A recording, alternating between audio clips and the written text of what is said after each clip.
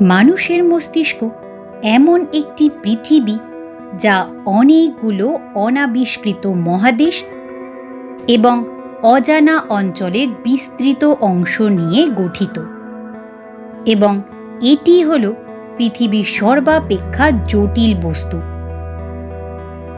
আমাদের সব গল্প শোনার জন্য সাবস্ক্রাইব করে নেবেন আমাদের অফিসিয়াল ইউটিউব চ্যানেল গল্পে গল্পেকে। তাহলে শুরু করা যাক আজকের হরর থ্রিলার গল্প, একটি রিক্সা ডেট।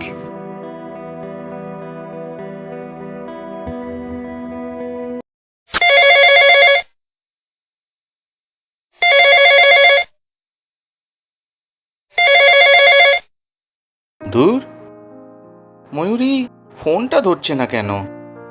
উফ, আবার রাগ। এই নিয়ে 8 বার কল করলাম মেয়েটাকে। কি হলো? বারবার ফোন করছো কেন? কি ব্যাপারটা কি? ফোনটা কেন ধরছিলে না? আমার শর্ত মানবে না বলে দিয়েছো, তাই আমিও ফোন ধরছিলাম না।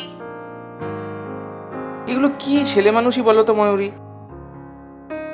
কোনো ছেলে মানুষই নয়, আমার বান্ধবী সঙ্গীতাও গেছিল, তাই আমিও যেতে চাই। ময়ূরীর কিছু ছেলে মানুষই সন্দীপকে মাঝে মাঝে ওর প্রেমে বেশি করে পড়তে বাধ্য করে, কিন্তু কখনো কখনো এই ময়ূরীরই কিছু অদ্ভুত দাবি সন্দীপকে ভীষণভাবে বিরক্তির সম্মুখীনও করে দেয়। তারা এই প্রেমের সম্পর্কের বন্ধনে আবদ্ধ হয়েছে আজ প্রায় 3 বছর হলো। এমনিতে ময়ূরী যথেষ্ট ম্যাচিওর, কিন্তু কখনো কখনো যে তার কী খেয়াল চাপে সন্দীপ বোঝে না। ময়ূরীর বয়স 23, সে বাচ্চাদের টিউশন পড়ায়। সন্দীপের মাঝে মাঝে মনে হয় ময়ূরী বোধহয় ওই বাচ্চাগুলোর সঙ্গে থেকে থেকে নিজেও দিন দিন বাচ্চা হয়ে যাচ্ছে। ময়ূরী ফোনের ওই পারে অনেক কিছুই বলে যাচ্ছিল, সন্দীপের কানে যদিও তার একটাও ঢুকছিল না। আমি যাব যাব যাব, আমাকে নিয়ে যেতেই হবে। তুমি কি শুনছো আমার কথা? Hello hello. আচ্ছা আচ্ছা, ঠিক আছে ঠিক আছে, দেখছি। না, দেখছি না, আমি যাবই। উফ, ঠিক আছে বললাম তো, নিয়ে যাব একদিন। একদিন নয়, আজই। এগুলো কি ছেলে মানুষই বলো তো? আজই? আহা, আজ কি করে হবে? আমি দুপুরে একটুও ঘুমাইনি, কাল নাইট ডিউটি করে আজ ফিরেছি। আমি কি দুপুরে যেতে বলেছি তোমায়? রাতে যাব আমরা। দুপুরে এখন ঘুমিয়ে নাও। ময়ূরীর বান্ধবী সঙ্গীতা কিছুদিন আগে তার বয়ফ্রেন্ড চয়নের সাথে গেছিল রিক্সা ডেটে, তাও রাত্রিবেলায়। সঙ্গীতার সেই উত্তেজনাপূর্ণ রিক্সা ডেটের গল্প যখনই সে ময়ূরীকে শুনিয়েছিল, তখন থেকেই ময়ূরী ঠিক করে নিয়েছিল এই একই ঘটনার সাক্ষী সেও থাকবে। কিন্তু সন্দীপকে রাজি করানোটাই ছিল তার প্রধান চ্যালেঞ্জ। আজকে রাতে না গেলেই কি নয়? জানুয়ারি মাসের এই তীব্র শীতে। শীতকালেই তো আসল এক্সাইটমেন্টটা পাওয়া যাবে, বাকি সময় তো গরমকাল। তাতে সারা রাত লোকে বাড়ির বাইরে থাকে, আর নয়তো বর্ষাকাল। বৃষ্টিতে রিক্সায় চড়ে কি লাভ? হাজার অনিচ্ছা সত্ত্বেও ময়ূরীর বায়না মানতে অবশেষে সন্দীপ বাধ্যই হলো। ঠিক আছে, যাব না হয়। রাত তখন প্রায় 12টা। সন্দীপ তার বাড়ি থেকে বেরোলো। আর হাঁটতে হাঁটতে সামনের বড় রাস্তাটার দিকে এইবার সে এগিয়ে গেল। চতুর্দিক নিস্তব্ধ।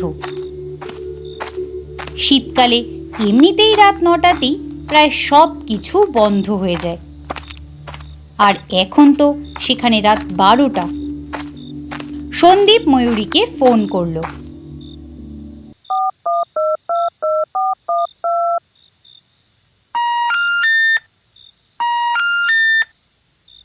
দূর, এই মেয়েটা না সব সময় একটা বিপদে না ফেললে শান্তি পায় না। রাত 12:15, কখন যে আসবে। সন্দীপের বাড়ি থেকে ময়ূরীর বাড়ি খুব বেশি দূরত্বের না হলেও এত রাতে তাদের বাড়ির দিকে যেতে সন্দীপের মোটেই ইচ্ছে হলো না। সন্দীপ নিজের মনে কুয়াশার চাদরে মোড়া রাস্তার ধারের ফুটপাত ধরে হাঁটতে শুরু করলো ধীরে ধীরে। এমন সময় অদূরে ময়ূরীর গলার শব্দ শুনে সে থমকে দাঁড়ালো। ময়ূরী অবশ্য একা ছিল না, সঙ্গে ছিল একটা রিক্সা।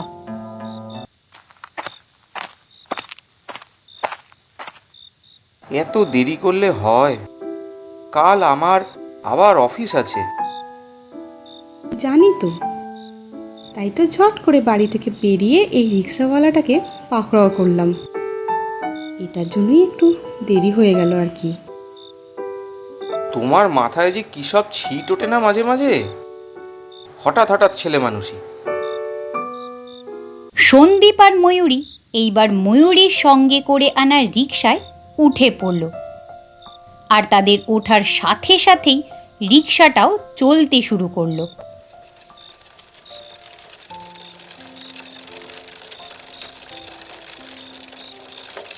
নিস্তব্ধ শুনশান রাস্তা দিয়ে কুয়াশার বেড়াজাল ভেদ করে সামনের দিকে কোনো এক অজানা গন্তব্যের দিকে এগিয়ে চলল রিকশাটা। ময়ূরী প্রথম নিস্তব্ধতা ভাঙল। এই, চুপ করে আছো কেন? স্বভাববশত সন্দীপ বেশ একটু চুপ করেই ছিল। কি বলবো, এই ঠান্ডায় হাত পা জমে যাচ্ছে। হাত পাই তো জমছে, মুখ তো আর জমছে না। ধুত, সব সময় খালি বাজে কথা। কোন বাজে কথাটা বললাম শুনি? শীত কাতুরে একটা। ওই, উফ, কি ধুত, আমরা কি মুখে কুলো পেটে ঘোরার জন্য এসেছি? তো কি করব, নাচবো এই রিক্সায়? এটা আনরোম্যান্টিক তুমি। যাও, আর কথা বলবো না। ময়ূরীর এই কপট রাগ দেখতে সন্দীপের সব সময় ভালো লাগে, তাই সে আজও ময়ূরীকে বেশ কিছুটা রাগিয়ে দিয়ে ওর পাশে বসে বসে ওকে দেখতে থাকলো। এইবার সন্দীপ ময়ূরীকে আরেকটু রাগিয়ে দেবার জন্য তার গালটা ধরে টিপল। আহ, ছাড়ো তো, আমার ভালো লাগছে না, কথা বলবো না, যাও। রাগলে কিন্তু তোমায় বেশ মিষ্টি লাগে। এই বলে সন্দীপ ময়ূরীর মুখটা নিজের 2 হাতে তুলে কাছে টেনে নিল। ময়ূরীর চোখও বন্ধ হয়ে গেল, আর তাদের দুজনের ঠোঁট মিলিত হলো। তারা এক অজানা জগতে ভেসে চলল। এমন সময় ময়ূরীর চোখ হালকা খুলতেই পাশে তার চোখ পড়ল, আর সে আঁতকে চিৎকার করে উঠল। ময়ূরীর চিৎকারে সন্দীপও আতঙ্কিত হয়ে উঠল। কি হয়েছে ময়ূরী? ময়ূরী শুধু আঙুল দিয়ে সামনের দিকে দেখালো। সন্দীপ তার আঙুল অনুসরণ করে সামনে তাকাতেই তারও সারা শরীর কেঁপে উঠল। সন্দীপ খেয়াল করল তারা যে রিকশায় এখন বসে আছে সেটা নিজের মতো চলছে সামনের কুয়াশার চাদর ভেদ করে। চতুর্দিক জনমানব শূন্য এবং নিস্তব্ধ নিশ্চুপ।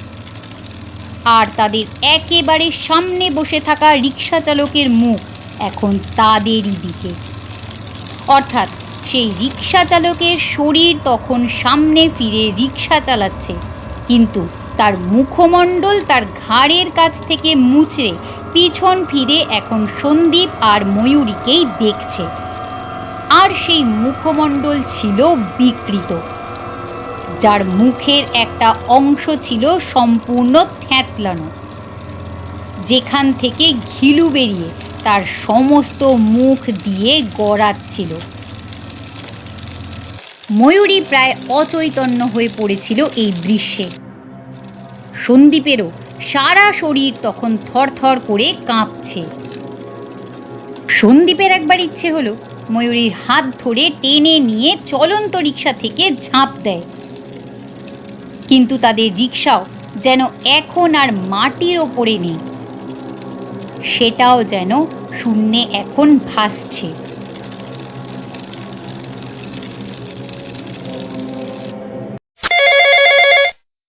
ফোনের শব্দে হঠাৎই সন্দীপের ঘুমটা ভেঙে গেল। তোমার দুপুরের ঘুম হলো? আজ রাতের প্ল্যানটা মনে আছে তো?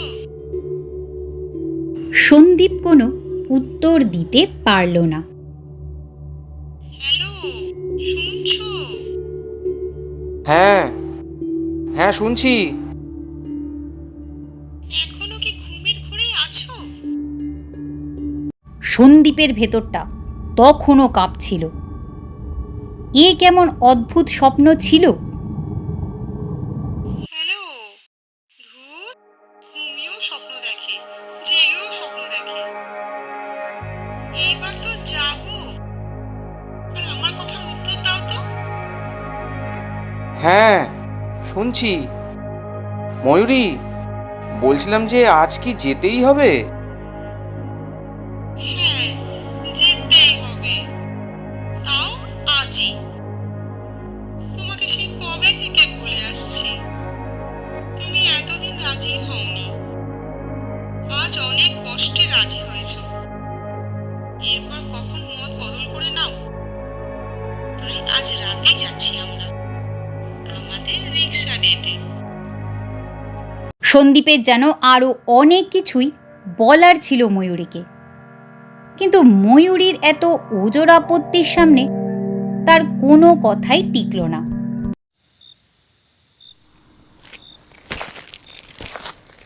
ময়ূরীর কথা অনুযায়ী রাত 12টার সময় সন্দীপ বেরোলো তার বাড়ি থেকে।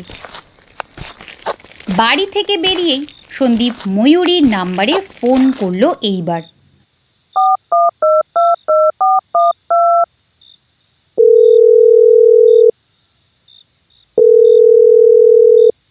ফোন বেজে গেল, কিন্তু ময়ূরী ফোন তুলল না। সন্দীপ রাস্তা দিয়ে হাঁটছিল, এমন সময় সে তার হাতের ঘড়িটার দিকে তাকালো।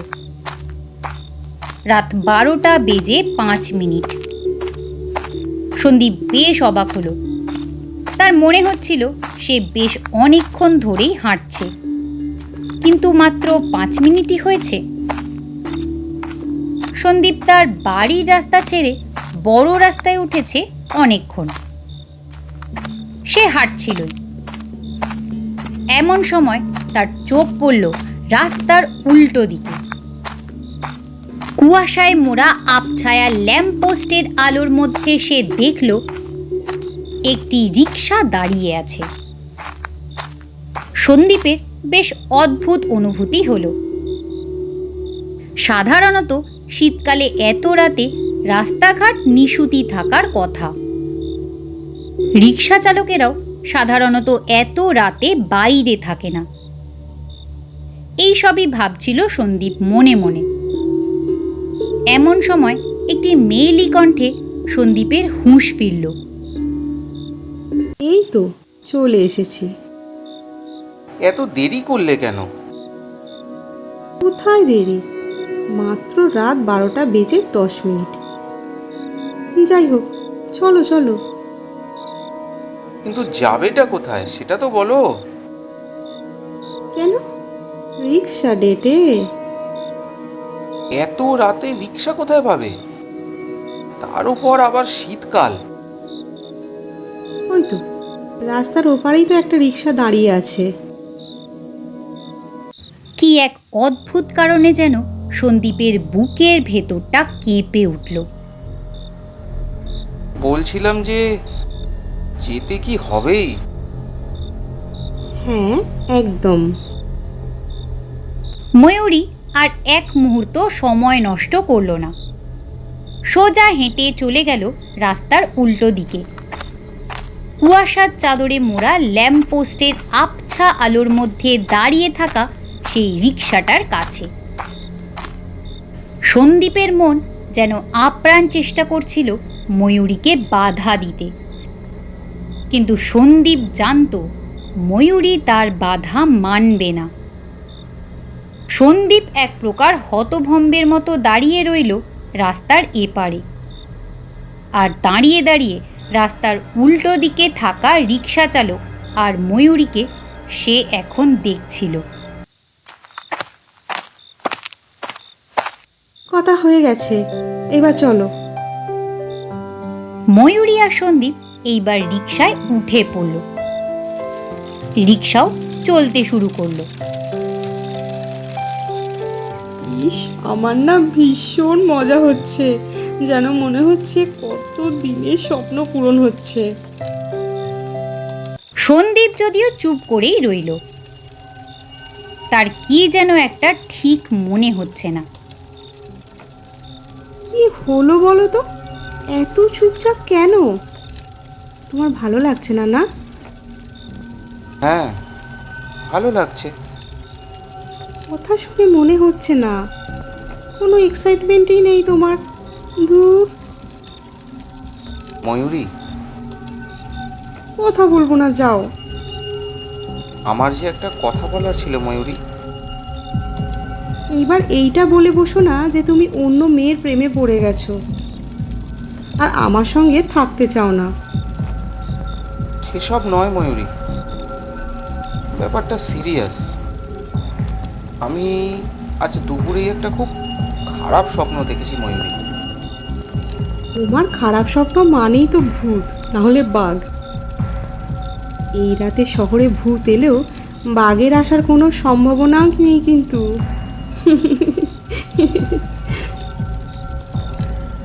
ময়ূরীর ছেলে মানুষই বেরিয়ে চলল। শীতের নিশুতি রাতে রিক্সা ডেটের এক্সাইটমেন্ট ময়ূরীকে এতটাই জাঁকিয়ে চেপে বসেছিল, সে যেন আর কোনো কিছুকেই গ্রাহ্য করছিল না। ময়ূরী গুনগুন করে গান গাইছিল।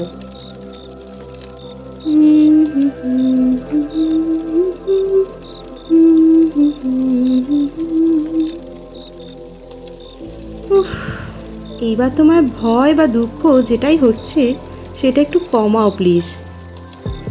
এই সময়টুকু আমরা একটু আনন্দ করি, বাড়ি গিয়ে রাগ করো, মানাবো তোমায়। Please Sandeep, please. এই, আমায় কেমন লাগছে বললে না তো?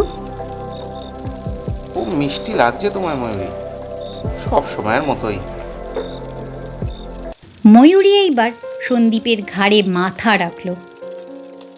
সন্দীপ ময়ূরীকে তার বুকের মধ্যে জড়িয়ে ধরল। রিক্সা কিন্তু তার আপন মনে সামনের দিকে ছুটে চলল। সন্দীপের নজর এইবার গিয়ে পড়ল রিক্সা চালকের ওপর।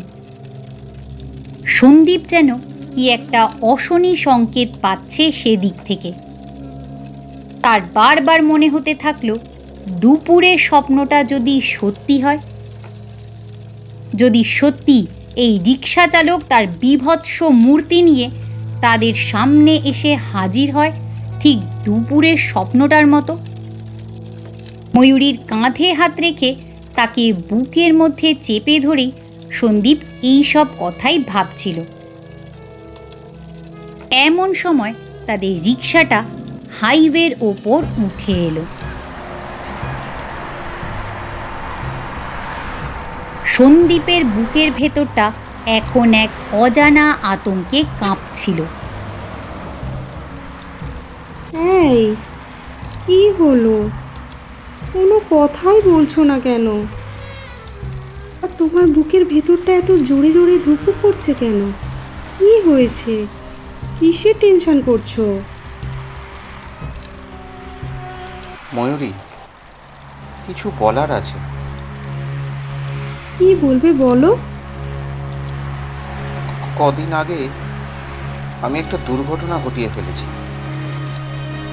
মানে কি করেছো? একটা অ্যাক্সিডেন্ট। কিসের অ্যাক্সিডেন্ট? সন্দীপ তার কাঁপা গলায় যেন আরও কিছু বলতেই যাচ্ছিল ময়ূরীকে, কিন্তু তার কথা ফুরোনোর আগেই ঘটে গেল একটা ভয়াবহ দুর্ঘটনা। সন্দীপ আর ময়ূরী যে রিকশাতে বসেছিল সেটা যাচ্ছিল হাইওয়ের ঠিক ওপর দিয়ে, আর হঠাৎই তাদের সেই রিকশাটাকে পেছন দিক থেকে ধাক্কা মেরেছে একটা বিরাট বড় ট্রাক।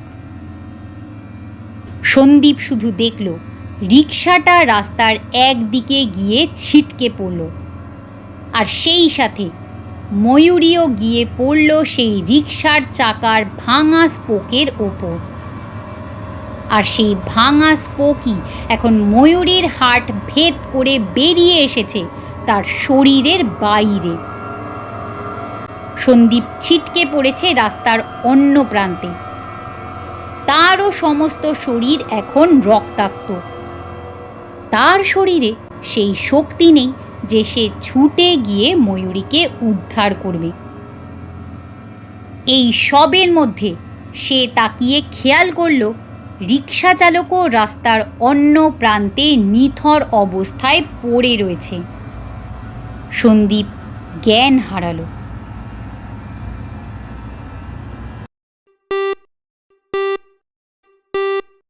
সন্দীপ কোমায় আছে আজ প্রায় 1 বছর হলো।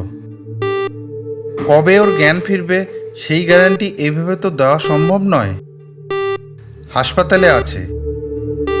আমরা সব রকমভাবে চেষ্টা করছি যাতে ওর জ্ঞান ফেরে। এমন সময় হাসপাতালে সন্দীপের বেডের পাশে দাঁড়িয়ে থাকা তার বোন চেঁচিয়ে উঠল, বাবা, বাবা দেখো, দাদার হাত নড়ছে, হয়তো ওর জ্ঞান ফিরছে। আমি কোথায়? সন্দীপ, তুমি হাসপাতালে। 1 বছর আগে একটা অ্যাক্সিডেন্টে তুমি কোমায় চলে গেছিলে। আর ময়ূরী?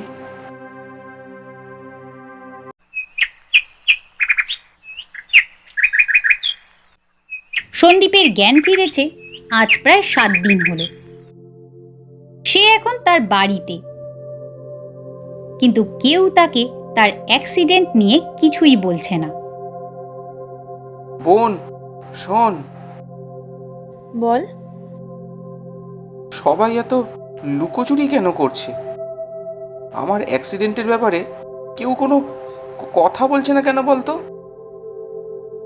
ছাড় না, কি হবে পুরনো কথা তুলে? না, আমাকে জানতেই হবে। ময়ূরীর কি হলো বল। ওর ফোন নাম্বারে ফোন তো যাচ্ছে না। ময়ূরী? ময়ূরীটা কে? তুই ময়ূরীকে চিনিস না? ও তোর হবু বৌদি। কতবার এসেছে আমাদের বাড়িতে। কি যাতা বলছিস দাদা ভাই? ময়ূরী নামের কাউকেই আমরা চিনি না, কোনোদিন আমাদের বাড়িতেও আসেনি। আর আমার অ্যাক্সিডেন্ট, আমি আর ময়ূরীর রিক্সা ডেটে গেছিলাম। ময়ূরী নানান ছেলে মানুষই করছিল। আমার যাবার কোনো ইচ্ছাই তো ছিল না। ও জোর করেছিল তাই গেছিলাম। তারপর আমাদের রিক্সাটা হাইওয়েতে ওঠার পর সেটাকে পেছন দিক থেকে একটা ট্রাক ধাক্কা মারে। তাতেই ময়ূরী মারাত্মক জখম হয়, আর আমিও, এমনকি রিক্সা চালকও। কি যে সব বলে যাচ্ছিস! এরকম কিছুই ঘটেনি। তুই 1 বছর আগে বাবার সাথে ঝগড়া করে বাড়ি থেকে বাইক নিয়ে বেরিয়েছিলিস। তারপর কোথায় গেছিলিস সেটা জানা যায়নি। তারপর তুই মদ্যপ অবস্থায় হাইওয়ের ওপর দিয়ে বাইক চালাচ্ছিলিস, আর ঠিক তখনই তুই সেই হাইওয়ের একধার দিয়ে যাওয়া একটা রিক্সাতে গিয়ে তীব্রভাবে ধাক্কা মারিস। তাতে রিক্সা চালক ছিটকে গিয়ে হাইওয়ের ওপর এসে পড়ে, আর তার মাথার ওপর দিয়ে একটা বিরাট ট্রাক চলে যায়। তুইও ওই অ্যাক্সিডেন্টের পর কোমায় চলে যাস 1 বছরের জন্য।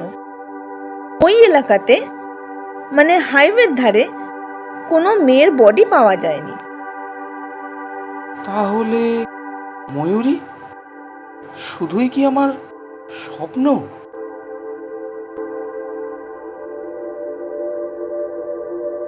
সত্যি আমাদের ব্রেন কি অদ্ভুত একটা জিনিস, তাই না? সেখানে হাজারো কল্পনা ভিড় করে থাকে, যা হয়তোবা আমরা ঘুমিয়ে থাকাকালীন তাদের রঙিন ডালপালাগুলোকে আরো বেশি করে মেলে ধরে। আজকের গল্প পাঠে গল্পের সূত্রধর হিসেবে ছিলাম আমি, ইন্দ্রাক্ষী মুখার্জি। ময়ূরীর চরিত্রে ছিল প্রীতি মণ্ডল, সন্দীপের চরিত্রে ছিল অয়ন সরকার এবং সন্দীপের বোনের চরিত্রে ছিল সাহানা দাশগুপ্ত। গল্পটা কেমন লাগলো নিচের কমেন্ট বক্সে অবশ্যই জানাবেন। সকলে ভালো থাকবেন। নমস্কার।